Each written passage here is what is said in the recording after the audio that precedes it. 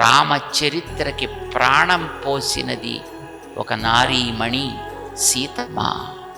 ఆ నారీమణిని స్మరించేట్టుగా మన ఊళ్ళో, మన సర్పవరంలో మా వెంకటాచార్యులు గారు పురాణం వంశం వారి యొక్క మర్యాద నిలబెడుతూ, వారు ఎప్పుడో 1800 సంవత్సరంలో ఎప్పుడో, ఎందుకంటే అక్కడ తవ్వి తీసిన నాణేలు ఇందాక చూపించాడు మా వెంకటాచార్య స్వామి. ఆ నాణేల్లో కొన్ని నాణేలని పాలిష్ చేస్తే ఈస్ట్ ఇండియా కంపెనీ వాళ్ళు వేసిన 1 అణా ఉంది, దాని 1 అణా అని ఉంది దాని మీద. అణా అంటే ఎంతో తెలిసిన ఆ రోజుల్లో $16.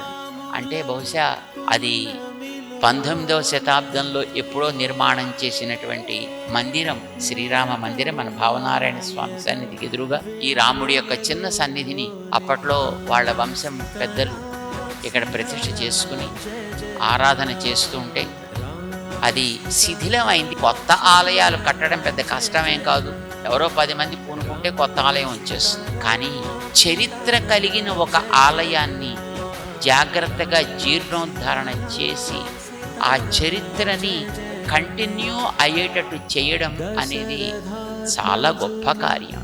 గొప్పతనం దేన్ని బట్టి, ఇది ఎవరికైనా ఎంత వెనకాతల చరిత్ర ఉంటే అంత గొప్పదవుతుంది.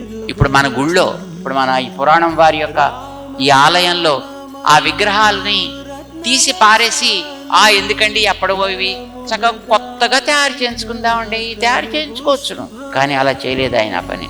ఆ పాత మూర్తులకే ఎక్కడెక్కడ అవసరం చిన్న చిన్న టచ్అప్ చేసి అదే మూర్తులు మళ్ళీ మనకు ఉండాలి.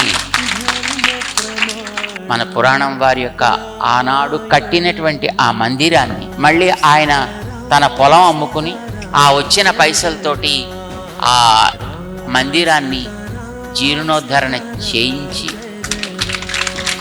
దాన్ని మళ్ళీ ఇప్పుడు ప్రతిష్ఠా కార్యక్రమాన్ని చేయిస్తూ, పూర్వుల చరిత్ర ఉండాలి, దానికి మనం సంరక్షకులం కావాలి అనే ఒక పట్టుదలతోటి ఆ పనిని ఆయన చేస్తున్నాడు. ఆయన అందుకోసం వచ్చాం మేము ఇక్కడ.